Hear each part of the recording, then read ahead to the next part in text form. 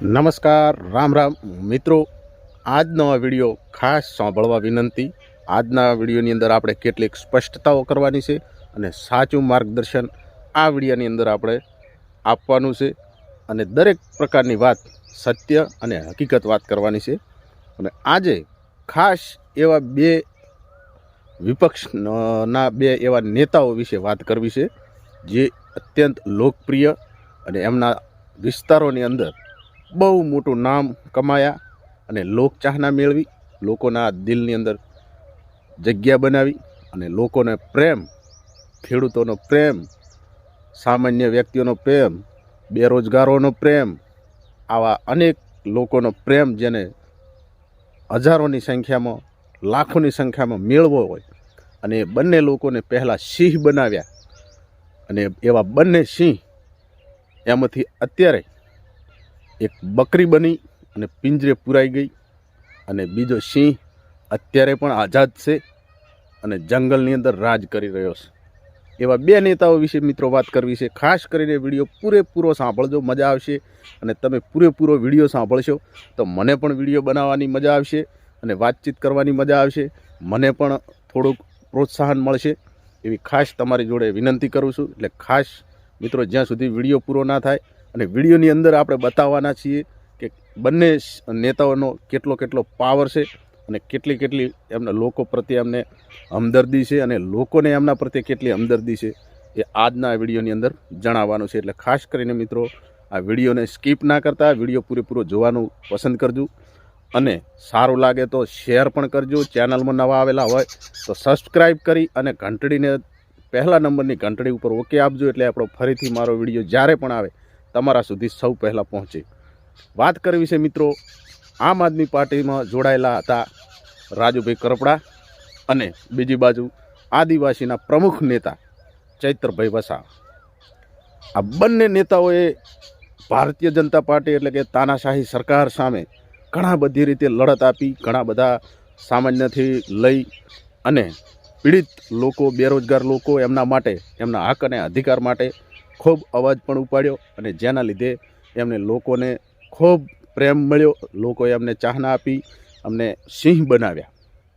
પરંતુ એમાંથી એક હમણાં જોયું આપણે કે બંને નેતાઓ ઉપર એક સરખી તકલીફો આવી છે. જ્યારે ચૈતરભાઈ વસાવા આદિવાસી સમાજની અંદર જ્યારે આદિવાસીને ફક્ત ને ફક્ત મોટા કામોનો વચનો આપતા અને મોટી સમાજને ગુમરાહ કરતા એવા ભારતીય જનતા પાર્ટીના નેતાઓ સામે જ્યારે દરેક કૌભાંડો ચૈતરભાઈ વસાવાએ બહાર પાડ્યા અને આદિવાસી સમાજના લોકોને હક અને અધિકાર જ્યાં નહોતા મળતા ત્યાં અપાવવાની પૂરતી કોશિશ કરી અને આ તાનાશાહી સરકાર સામે બાથ ભીડીને જ્યારે અવાજ ઉપાડ્યો અને લડત આપી અને એવાની અંદર એક પછી એક આ કૂટનીતિ ભરી સરકાર ભારતીય જનતા પાર્ટીએ અનેક ષડયંત્રો રચી ચૈતરભાઈ વસાવા ઉપર ખોટે એફઆઈઆરો, ખોટા કેસ, ખોટી કલમો લગાવી અને અનેકવાર જેલની પાછળ ધકેલી દીધા. એમાં છેલ્લે આપણે જોયું હતું કે એમના સમાજના સાગબારા ડેડિયાપાડા જે તાલુકા, એ તાલુકા પ્રમુખ ભારતીય જનતા પાર્ટીના સંજય વસાવા સાથે એમને એટીવીટીની એક બેઠક યોજાઈ હતી ડેડિયાપાડા વિસ્તારની અંદર.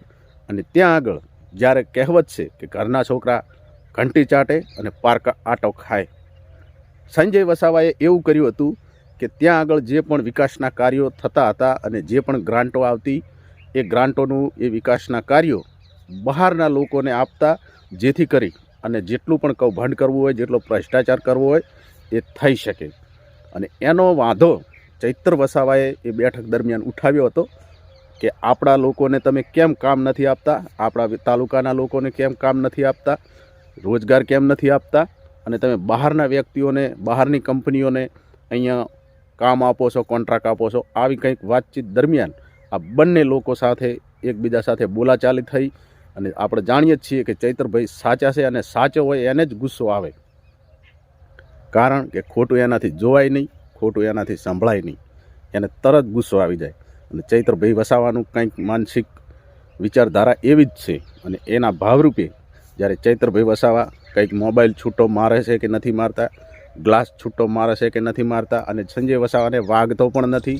અને ત્યારબાદ શકુની કહી શકાય, મહાભારત વખત સમયે જે શકુની હતા, એ શકુનીએ પોતાની કૂટનીતિને સકંજામાં પાંડવોને 12 વર્ષ સુધી જેલની જંગલમાં મોકલી આપ્યા હતા. એવી જ રીતે શકુની બનીની અંદર કૂદકો માર્યો આદિવાસી વિસ્તારના ભરૂચ જિલ્લાના સાંસદ મનસુખ વસાવાએ. અને ત્યારબાદ FIR પણ ચૈતર વસાવા ઉપર નહોતી થઈ, અને એની પહેલાં ચૈતર વસાવાની ધરપકડ કરી દીધી હતી. જ્યારે ચૈતર વસાવા પોતે ફરિયાદી બનીને ફરિયાદ કરવા ગયા હતા, અને ઉલટા ચોર કોટવાલ કો દાટે એવી જ રીતે ચૈતર વસાવાની ધરપકડ કરી લેવામાં આવી હતી. અને FIR તો 1-2 કલાક પછી ચૈતર વસાવા ઉપર FIR થઈ. અને FIR એટલા માટે પાછળથી કરવામાં આવી હતી કે એની અંદર શું લખવું, કઈ કલમો ઉમેરો કરવો, એ મનસુખ વસાવાના કહેવા પ્રમાણે બધું કરવાનું હતું. એના કારણે પોલીસ તંત્રીઓ એ પણ અત્યારે જે ભારતીય જનતા પાર્ટીના ખોળે બેસી ગયેલું છે ગુજરાત પોલીસ તંત્ર, એ પણ જ્યારે મનસુખ વસાવાના કહેવા પ્રમાણે આખી FIR બનાવી અને ચૈત્ર વસાવાને મોટું ષડયંત્રના ભાગરૂપે લગભગ સાગબારાથી સીધા વડોદરા સેન્ટ્રલ જેલ સુધી 3 મહિના કેદ કરી દેવામાં આવ્યા હતા. પરંતુ એ સિંહનું ફાડ્યું છે, મરદનું ફાડ્યું છે. એ પહેલાં પણ ભારતીય જનતા પાર્ટીની કૂટનીતિ અને ભ્રષ્ટાચારી અને તાનાશાહી સરકાર સામે ઝૂક્યો નથી અને ઝૂકવાનો પણ નથી. એ આદિવાસીનું લોહી છે. આદિવાસીના મોઢામાંથી નીકળેલો શબ્દ, એના વાક્યો એકવાર નીકળી જાય એ એના ઉપર અટલ અને અડીખમ રહે છે. એવું એ ચૈત્ર વસાવાએ આજે સાબિત અને પુરવાર કરીને બતાવ્યું છે.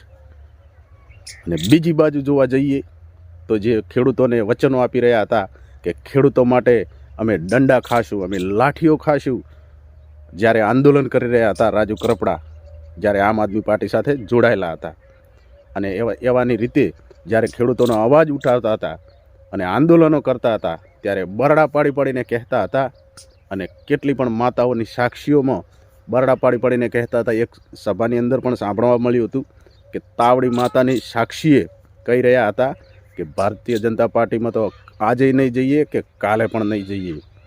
બીજી બાજુ એવું પણ કહી રહ્યા હતા કે સૂરજ ઉગમણો ઉગવાને બદલે આથમણો ઉગશે જ્યારે રાજુ કરપડા કેસરીઓ ધારણ કરશે. આવું બધું કહી રહ્યા હતા. એ આપણે આગળ વિડીયોની અંદર જોવાનું જ છે. એ 2 એમના જે નિવેદનો હતા જાહેર સભાની અંદર, એ આગળ જોઈએ. એ પહેલાં વાત કરીએ કે જ્યારે કડદા આંદોલન થયું બોટાદની અંદર, અને એ સમયે રાજુ કરપડા અને પ્રવીણ રામમાળી આ બંને ખેડૂત નેતાઓ ત્યાં આગળ હાજર થયા. અને એના પછી એક ષડયંત્રના ભાગરૂપે પોલીસને ખેડૂતો વચ્ચે બોલાચાલી થઈ અને પથ્થરમારો થયો. અને એવાની અંદર પોલીસ લોકો દ્વારા ખેડૂતો ઉપર એક પછી એક લાઠીચાર્જ કરવાનું શરૂઆત કરી દીધું. અને ખેડૂતોએ પોલીસની ગાડી પણ એક ઊંધી મારવામાં આવી હતી. પરંતુ આ એક ઉશ્કેરવાનું મોટું ષડયંત્ર ભારતીય જનતા પાર્ટીનું જ હતું. એ લોકો જાણતા હતા કે અત્યારે રાજુ કરપડા ખેડૂત નેતા બની ચૂક્યો છે, અને ખેડૂતોની એમને મત છે, ખેડૂતો એના સાથે છે, ખેડૂતો એમના હમદર્દ છે, એવું ભારતીય જનતા પાર્ટીના લોકો સ્પષ્ટપણે જાણી ચૂક્યા હતા. એટલે કોઈ પણ ભાગે આને ષડયંત્ર રચી અને આને પોતાના તરફેણમાં લાવવાની કોશિશ કરો. એટલે એના ભાગરૂપે ત્યાં આગળ જ્યારે પોલીસ લાઠીચાર્જ કરતી હતી, ત્યારે જે રાજુ કરપડા એવું કહી રહ્યા હતા કે અમે ખેડૂતો માટે દંડા પણ ખાઈ લઈશું, લાઠી ખાઈ લઈશું, અને જેલવાસ ભોગવવો પડશે તો જેલમાં જઈશું. પરંતુ જ્યારે આ લાઠીચાર્જ થયો ત્યારે સૌપ્રથમ ખુલ્લા ખેતરોની અંદર દોડતા જોવા મળ્યા હતા રાજુ કરપડા, જે પોલીસના દંડાથી એટલા હદે ડરી ગયા કે ઊભી પૂંછડીએ નાઠવું પડ્યું હતું. અને લગભગ 2-3 દિવસ તો સંતાઈને રહ્યા. અને પછી એમની ધરપકડ થઈ, એમને પકડી લેવામાં આવ્યા. અને જ્યારે જેલની અંદર ગયા એટલે એક પછી એક ભારતીય જનતા પાર્ટી સંગઠનના લોકો, કાર્યકર્તાઓ, આગેવાનો, નેતાઓ ઓફલાઈન છાનીમાની છુપી રીતે રાજુ કરપડાને ડરાવવામાં આવ્યા, ધમકાવવામાં આવ્યા. એમને અગાઉના કેસો પણ યાદ કરાવ્યા કે તમે અત્યારે છૂટી જશો તો ફરી પાછી પણ તમારી ધરપકડ થઈ શકે છે, તમે આગળના કેસમાં પણ તમારી FIR થયેલી છે. આવું ઘણા બધી રીતે એમને ડરાવવામાં આવ્યા, ધમકાવવામાં આવ્યા. અને એક જ ઝાટકે રાજુ કરપડા ભારતીય જનતા પાર્ટીનો ખેસ ધારણ કરવા માટે રાજી થઈ ગયા અને બીજા જ દિવસે એમના જામીન મંજૂર થઈ ગયા. એટલે વિચારો કે જે સિંહ થવા ફરી રહ્યા હતા, સિંહ બનવા ફરી રહ્યા હતા, જે સિંહ હોય એવી રીતે ત્રાડ નાખી રહ્યા હતા, એ એક ઝાટકે બકરી બની અને મીંદડી બની અને પિંજરામાં પૂરાઈ ગઈ. બરાબર? સાચું છે કે ખોટું છે એ તમે જાણો છો ને હું જાણું છું. એટલી હદે ચૈત્ર વસાવાને પણ ડરાવવામાં આવ્યા હતા, ધમકાવવામાં આવ્યા હતા. તો શું એમની જોડે ઓફર નહીં લઈને ગયા હોય ભારતીય જનતા પાર્ટીના લોકો? એમની જોડે પણ ગયા હતા. જેટલી વાર ચૈત્ર વસાવા જેલમાં જાય ત્યારે ભારતીય જનતા પાર્ટીના લોકો એમની જોડે પણ જતા, એમને પણ સમજાવવાની કોશિશ કરતા. મનસુખ વસાવાએ તો જાહેરમાં કીધું કે ચૈત્ર વસાવા ભારતીય જનતા પાર્ટી સાથે જોડાવા માગતા હોય તો અમે ખુશ છીએ, એવું પણ કીધું હતું. પરંતુ નહીં, જે એકવાર બોલી ગયા અને જે પોતાના શબ્દો ઉપર, પોતાના વચનો ઉપર અટલ રહેતો હોય એ જ માણસ મરદનું ફાડ્યું કહેવાય, સિંહ કહેવાય. હવે બીજી બાજુ વાત કરીએ કે ચૈત્ર વસાવા જ્યારે અત્યારે સ્થાનિક સ્વરાજની ચૂંટણીઓની તૈયારીઓ જોરશોરથી ચાલી રહી છે. આવતીકાલે 11 તારીખના રોજ ફોર્મ ભરાવાના છે. દરેક ઉમેદવારો પોતાના ઉમેદવારી પત્રક ભરશે. એવાની અંદર રાજુ કરપડાને પણ ટિકિટ મળી ગઈ છે મિત્રો. અને એ અગાઉ બધું સ્ક્રિપ્ટ તૈયાર હતી, આખો પ્લાન મુજબ એને સમજાવવામાં આવેલા જ હતા જેલની અંદર કે અમે તને આવી રીતે કરીશું, તને ટિકિટ પણ આપી દઈશું અને તારે આવી રીતે કરવાનું છે ને પાર્ટી, તું જે પાર્ટીમાં હતો એના વિશે તારે આવી વાતો કરવાની છે. ગોપાલ ઇટાલિયાને આવી રીતે જૂઠા પાડી દેવાના છે ને એવું ઘણું બધું રાજુ કરપડાને બધું શીખવેલું જ હતું, સ્ક્રિપ્ટ આખી કરેલી જ હતી. અને તું જ્યારે ભાજપનો ખેસ, જ્યારે ચૂંટણી નજીક આવશે એટલે તું ભાજપનો ખેસ પહેરવા તૈયાર રહેજી અને તને અમે, તું તારી ઈચ્છા હશે એ જગ્યા ઉપરથી તને ટિકિટ પણ અમે આપીશું. આવા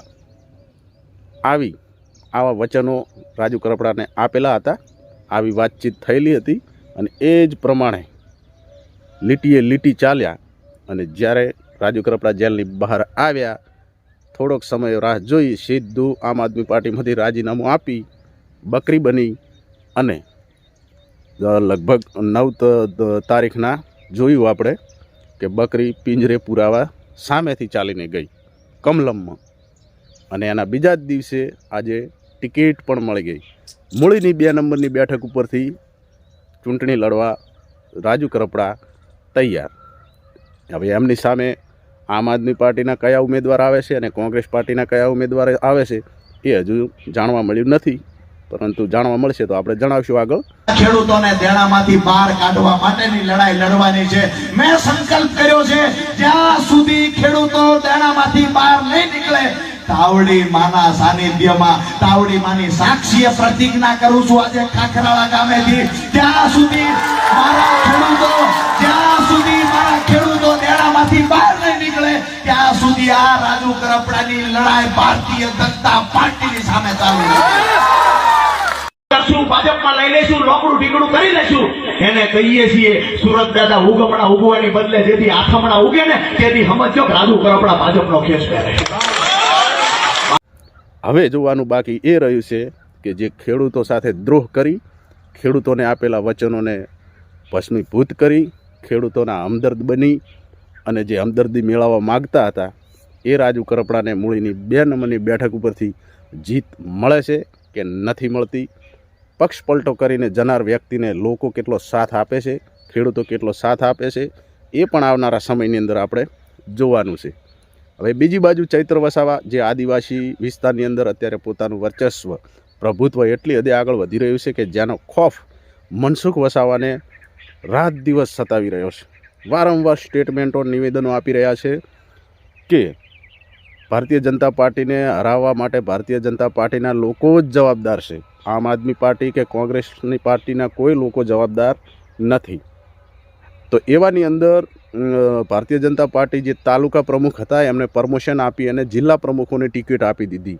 એની અંદર ચૈત્ર વસાવાના ખાસ દુશ્મન, જેમની સાથે વણજોઈતી માથાકૂટ અને જેમની સાથે બોલાચાલી થઈ હતી એટી બેઠક દરમિયાન, એ સંજય વસાવાને જે તાલુકા પ્રમુખ હતો એને સીધું પ્રમોશન આપી અને જિલ્લા પ્રમુખની ટિકિટ મળી ગઈ છે. અને શાકબારા કે દેડિયાપાડા ત્યાં આગળ એ વિસ્તારની અંદર એ જિલ્લા પ્રમુખની ઉમેદવારી ભરી ફોર્મપત્ર ભરી અને ચૂંટણી લડવા તૈયાર છે. હવે જ્યારે આદિવાસી વિસ્તારના લોકોને જ્યારે અત્યાચાર થયો, ચૈતર વસાવા એમના વિસ્તારના ધારાસભ્ય અને ચૈતર વસાવા સાથે જે અન્યાય થયો છે એનો બદલો આદિવાસી સમાજના લોકો આ સંજય વસાવા સાથે લેશે કે નહીં લે એ પણ ચૂંટણીના રિઝલ્ટ સમયે ખરેખર જાણવા મળશે. પરંતુ આદિવાસીઓને હું એ કહું છું કે આદિવાસીઓ લુખ્ખા છે. એ હું એટલા માટે કહી રહ્યો છું કે એમના જ વ્યક્તિ અને ભારતીય જનતા પાર્ટી સાથે જોડાયેલો સંસદ સભ્ય જે મનસુખ વસાવા 7 ટર્મથી ચૂંટણી જીતીને સંસદ બનતા હોય, ચીટિંગથી હોય કે કોઈ પણ રીતે, પરંતુ એ વ્યક્તિ આદિવાસીઓને લુખ્ખા માની રહ્યો છે. એનું સ્ટેટમેન્ટ, એનું નિવેદન એકવાર સાંભળી લો. નીલભાઈ બધાની મુઠ્ઠી ઉડાવતા હતા, મને ચૈતરભાઈ યાદ આવ્યા. એક સભાની અંદર ચૈતરભાઈ બહેનોને કે બધા બહેનો મોટી જાણો, બધા બહેનો. રાજભાઈ પ્રફુલભાઈ બરોબર છે ને, કે બધા બહેનો મુઠ્ઠી વાળો, બધા ભાઈ મુઠ્ઠી વાળો. બધાને હશે કે હાનું ચૈતરભાઈ મુઠ્ઠી વાળા છે કે બધા અબબો કરો, અબબો કરો. અને કોઈએ હિંમત નથી કરી. આ મનસુખ વસાવાએ હિંમત કરીને એને ખંડન કર્યું. આ લુખ્ખા લોકો હોય એ અબબો કરે. આજે બંધ થઈ ગયા કે નહીં? આજે બંધ થઈ ગયા કે નહીં? આપણે આવા લોકોને સત્તામાં લાવવાના છે. આપણે અબબો કરનારા લોકોને તાલુકાના જિલ્લાના સભ્ય બનાવવાના છે. સોમભાઈ બોલો, બે સરપંચ બોલો, તમે તમારી બી મોટી હાથ છે. સરપંચોમાં તમારું નામ છે, બાકીના સરપંચ મને કહો. આપણે અબબો કરવા માટે તાલુકાના જિલ્લા પંચાયતમાં આ પોળાને ઘુસાડવાના છે. હવે મનસુખ વસાવા એવું કહી રહ્યા છે કે જે હુબુબુ કરે, આદિવાસી લોકો જે હુબુબુ કરે છે એ લુખ્ખાઓ છે. એ લુખ્ખાઓ જ હુબુબુ કરે. હવે મારે આદિવાસી સમાજના લોકોને એક પૂછવું છે કે તમે લુખ્ખા છો કે કોણ છો? આનો જવાબ તમારે ચૂંટણી વખતે આપવાનો રહે કે ના રહે એ તમને ખબર હોવી જોઈએ. મારા માનવા મુજબ હુબુબુ એ આદિવાસીઓની મોટામાં મોટી નિશાની છે, ચિહ્ન છે. અને ચૈતર વસાવા કોઈ પણ મોટી સભા હોય ત્યાં આગળ હુબુબુ કરતા હોય છે અને લોકોને હુબુબુ કરાવતા હોય છે, કારણ કે એમની આગવી ઓળખ છે. બાપ દાદાઓના વારસાઓથી એમની આગવી ઓળખ છે કે જે હુબુબુ એક આદિવાસીનો દીકરો જ કરી શકે. કેમ કોઈ પટેલ સમાજના કે કોઈ ક્ષત્રિય સમાજના કે કોઈ પણ સમાજના હુબુબુ કરવાની તાકાત નથી અને કરી પણ ના શકે. એ તાકાત માત્ર એ નિશાની, એ ચિહ્ન ફક્ત આદિવાસીને વારસાગત મળેલું છે અને આદિવાસી જ હુબુબુ કરી શકે. એ એમની પહેચાન છે. એ લુખ્ખા નથી. એ આદિવાસીના સમાજના લોકોને મનસુખ વસાવાને આનો જવાબ આપી દેવો જોઈએ. એટલે આવનારા સમયમાં એને પણ ભાન થાય કે મારા આવા નિવેદનોથી આદિવાસી કેટલો નારાજ છે, આદિવાસીઓને દિલને કેટલી ઠેસ પહોંચે છે. એ આદિવાસી સમાજના લોકોએ મનસુખ વસાવાનો આનો જવાબ પૂરેપૂરો આપવો પડશે. બરાબર. બાકી લુખ્ખો કોણ છે ને લુખ્ખું કોણ નથી એ ચૂંટણી સમયે બધું જ બહાર આવવાનું છે જ્યારે રિઝલ્ટ આવશે. હવે મિત્રો, આ બંને સિંહની અંદર તમે કોને બકરી માનો છો ને કોને સિંહ માનો છો એ કોમેન્ટમાં જરૂરથી જણાવજો. અને શું જણાવવા માગો છો આખા વિડીયાની અંદર એ પણ જણાવજો. અને બીજી બાજુ એ પણ જણાવી દઉં કે ચૈતર વસાવાના જે ઉમેદવારો છે, તાલુકા પ્રમુખના હોય, જિલ્લા પ્રમુખ હોય, નગરપાલિકા, ઉપનગરપાલિકા, મહાનગરપાલિકા, ડેલિકેટ કહેવામાં આવે છે કે અનેક વોર્ડના સભ્યો જ્યારે ફોર્મ ભરાવા ગયા અને એ સમયનો જે માહોલ તમે જોવા મિત્રો, કે અત્યારે કોઈ પણ નેતા જ્યારે ઉમેદવારી પત્રક ભરાવા જાય છે તો એ માહોલ જોજો. અને જ્યારે ચૈતર વસાવા એમના ઉમેદવારો સાથે જે ફોર્મ ભરાવા ગયા ઉમેદવારો લઈને, એ માહોલ તમે એકવાર જોઈ લો ખાલી.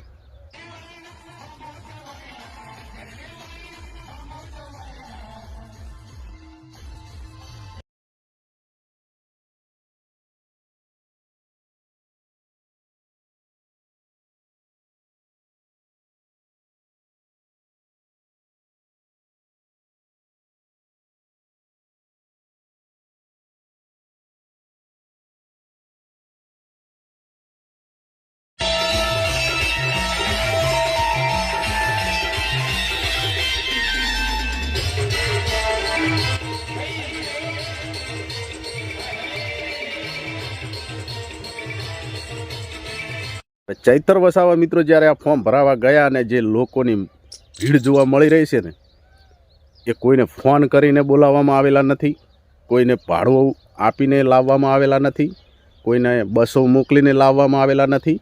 આ તો ખાલી ફક્ત ટ્રેલર છે કે એક ઉમેદવારી પત્રક નોંધાવા જાય છે અને આટલી ભીડ ચૈત્ર વસાવા સાથે આટલા લોકો જોડાય છે. તો તમે એક વિચાર કરો કે એમનું પ્રભુત્વ કેટલું હશે, એમની લોકચાહના કેટલી હશે, એ જરા વિચાર કરો.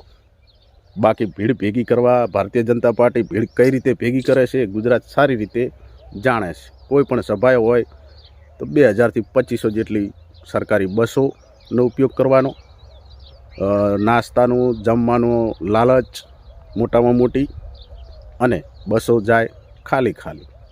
ફક્ત સરકારી અધિકારીઓ, તલાટીઓ, શિક્ષકો, આવા વર્કરો, આશા વર્કરોને આવા લોકોને લાવી અને ભીડ ભેગી કરતા હોય છે. અને અમુક લોકો ફક્ત સારું ખાવાનું મળી રહે અને મોજ મળી રહે ફરવાની, એના માટે પણ જતા હોય છે. કોઈ દિલથી સાંભળવા જતું નથી, બરાબર. એટલે પરિવર્તન આવવાની લગભગ તૈયારીઓ છે અને આવશે. આવનારા સમયમાં રાહ જુઓ, બરાબર. ક્યાં સુધી લોકો પીડાતા રહેશે, બેરોજગાર રહેશે, એ લોકો સારી રીતે સમજે છે. મળીએ નવા વિડીયોમાં મિત્રો, પરંતુ કોમેન્ટ જરૂરથી કરજો અને લાઇક શેર કરવાનું ભૂલતા નહીં. ચેનલને સબસ્ક્રાઈબ કરી ઘંટડીને વગાડી નાખજો, એટલે નવા વિડીયો તમારી સુધી પહેલાં પહોંચે. તો મિત્રો રજા આપશો, મળીએ નવા અપડેટમાં નવા વિડીયો સાથે. રામ રામ, જય માતાજી, ધન્યવાદ.